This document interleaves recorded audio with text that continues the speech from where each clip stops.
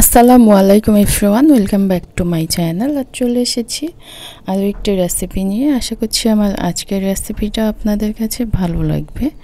আমার আজকের রেসিপি হচ্ছে কাঁচা আম টমেটোর ভর্তা।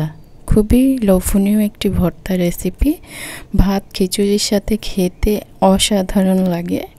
চলে এসেছি মূল রেসিপিতে। একটি ফ্রাই প্যান বসিয়ে দিয়ে দিচ্ছি তেল। 2 টেবিল চামচ পরিমাণে সয়াবিন তেল দিয়েছি, আর শুকনো মরিচ দিয়েছি বেশ কিছু। একটু ঝাল ঝাল করে ভর্তা খেতে ভালো লাগে। ঝালটা যে যেমন খেতে পছন্দ করেন সেই অনুযায়ী দিয়ে নেবেন। মরিচগুলো ভাজা হয়ে গেছে, তুলে নিচ্ছি।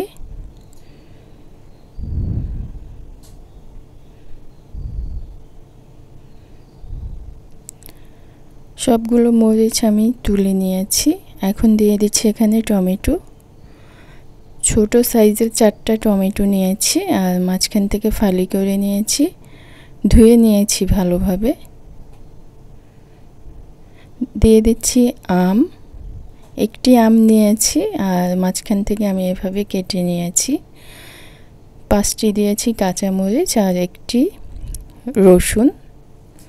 এখন ঢেকে এগুলোকে আমি ভেজে নিব। সেদ্ধ হওয়ার জন্য ঢেকে দিচ্ছি। কিছুক্ষণ পর ঢাকনাটা তুলে আমি উল্টে দিচ্ছি।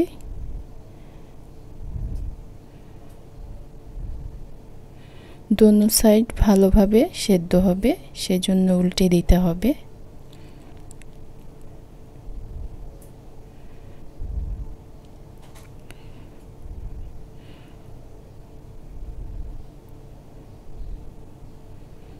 সবগুলো আমি টমেটো উল্টে দিয়েছি। এখন রসুনগুলোকেও একটু উল্টে দিতে হবে।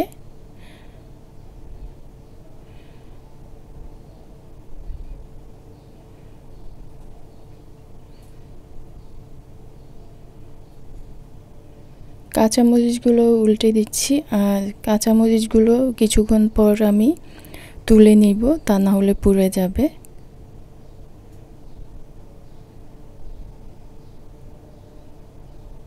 ঢেকে দিচ্ছি আবার।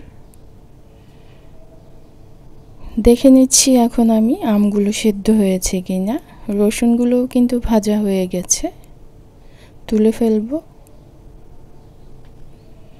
এই তো টমেটোগুলোও ভালোভাবে হয়ে গিয়েছে, সেদ্ধ হয়েছে। আমও কিন্তু ভালোভাবে সিদ্ধ হয়ে গিয়েছে। এখন নামিয়ে নিব। নামিয়ে আমি ঠান্ডা করে নিয়েছি এগুলো, টমেটো আম।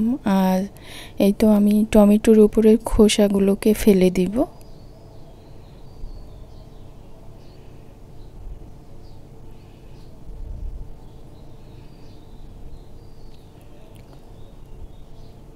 আর একটি চামচ দিয়ে আম নিয়ে নিচ্ছি। খোসাটা কিন্তু থেকে গিয়েছে, দেখতেই পাচ্ছেন সুন্দরভাবে কিন্তু আমগুলো চলে এসেছে।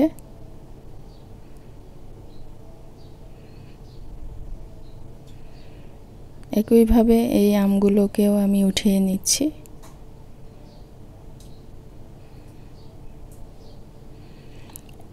এখন দিয়ে দিচ্ছি এখানে 1 চা চামচ চাট মশলা, 1/2 চা চামচ দিয়েছি জিরা, ভাজা জিরা গুঁড়া, আর লবণ দিয়েছি স্বাদ মতো।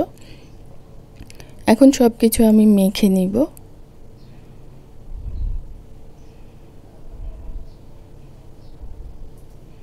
ভর্তাটা মাখানোর সময় বুঝতে পারবেন এত সুন্দর একটা ঘ্রাণ বের হয়েছে না, খেতে যা অসাধারণ হয়েছে, অসম্ভব মজার। আপনারা ট্রাই করে দেখতে পারেন। সব কিছু এখন আমি মেখে নিচ্ছি।